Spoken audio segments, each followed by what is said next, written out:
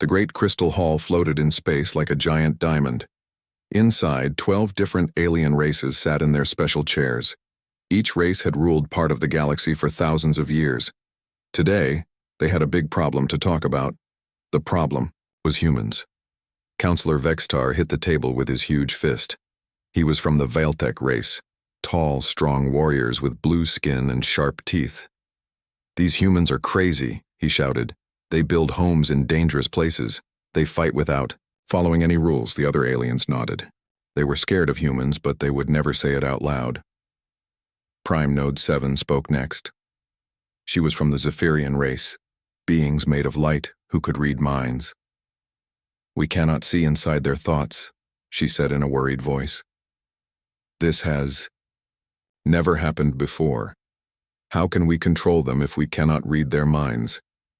Corvin the Rich, leader of the Trade Federation, counted his gold coins. "They do not buy from us or sell to us. They just take what they need from empty planets. This is bad for business." The ethereal master floated above his chair like a ghost made of blue fire. "They are young and wild.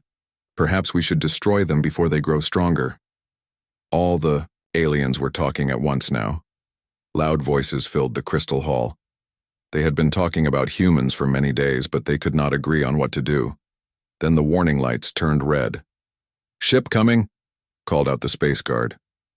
"One ship only." The aliens looked at their screens. A small metal ship was flying toward them. It was not big like their warships. It was not pretty like their luxury ships. It looked like it had been in many fights. "That is a human ship," whispered Vextar. The crystal hall became very quiet.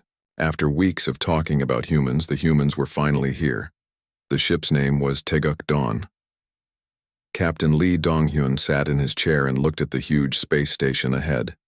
He was not young and his face showed many battles, but his eyes were calm and smart. "Are you ready for this?" he asked his friend Park Minho. Park Minho was Earth's first space diplomat. He used to be a soldier, but now he solved problems with words instead of guns. "I have been ready for years," he said with a small smile.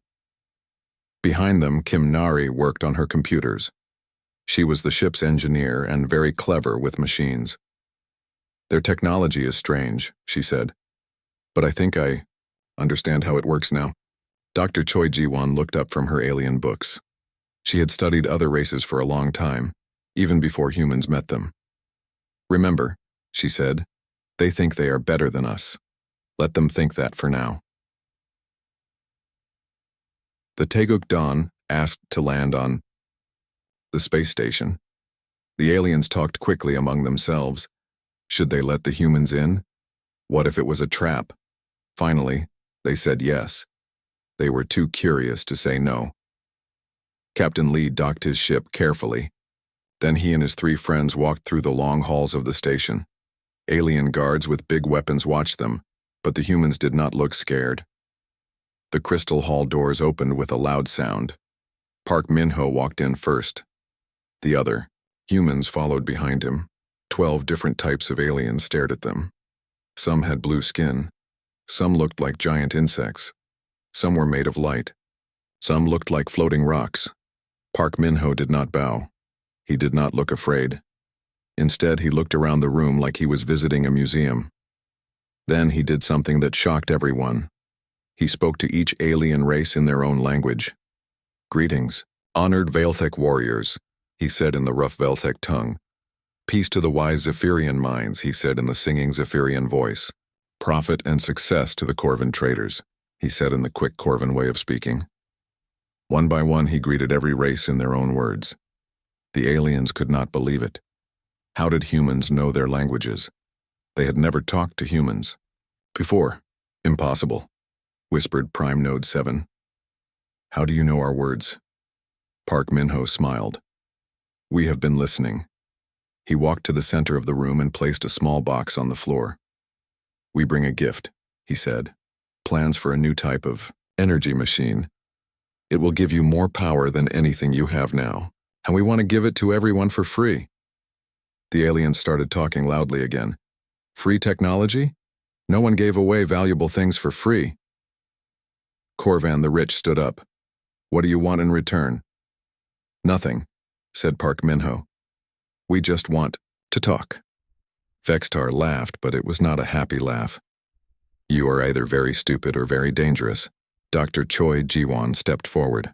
She looked small next to the huge aliens, but her voice was strong. We know about your problems, she said. We know about the void wraiths that attack your ships. We know about your money troubles. We know about the stars that are dying at the edge of the galaxy. The crystal hall became completely silent. How could humans know these secret things? We have been watching and learning for a long time, said Captain Lee.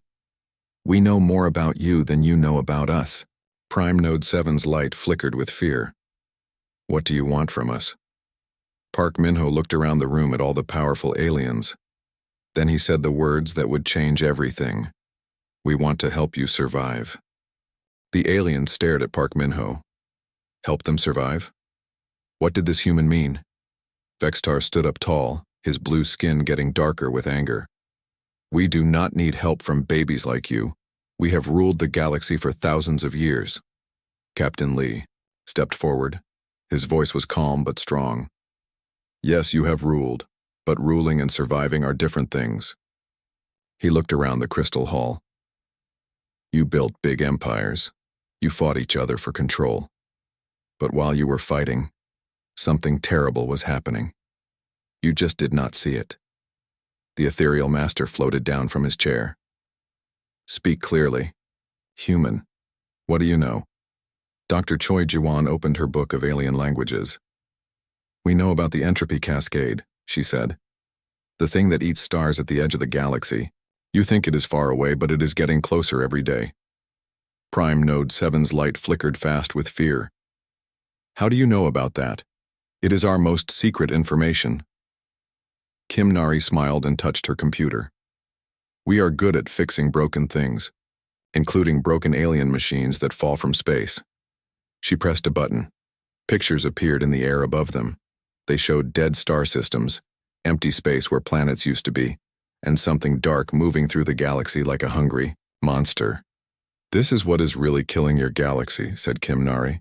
Not war, not trade problems, this thing that eats everything. Corvin the Rich dropped his gold coins.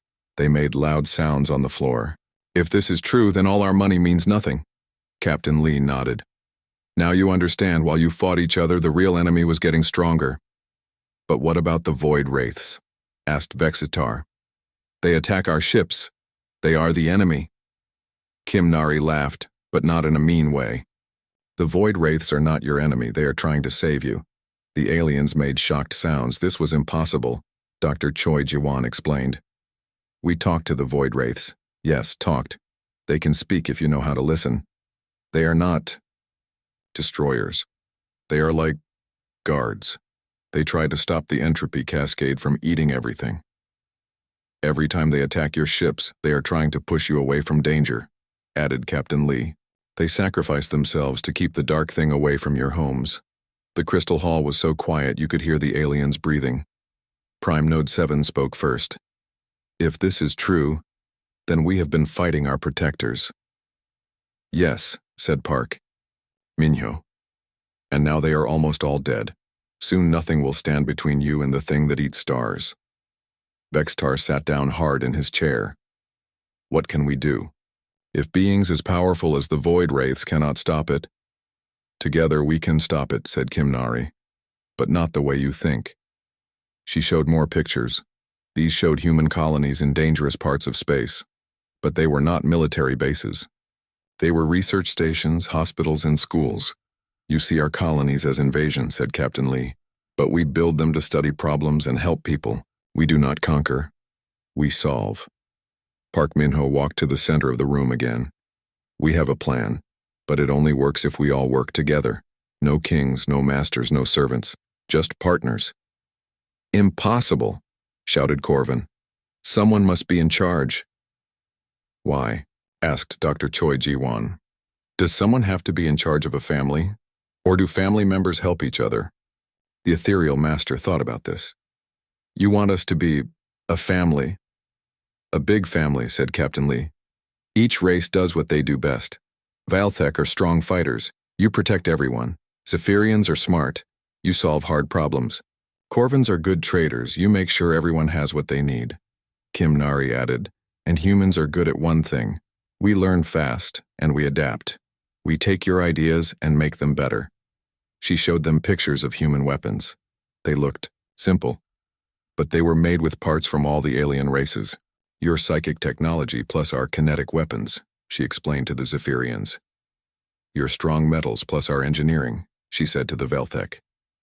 Your trade networks plus our exploration skills, she told the Corvins. We do not steal, said Captain Lee. We learn from everyone and share with everyone. The aliens looked at each other. This was not what they expected.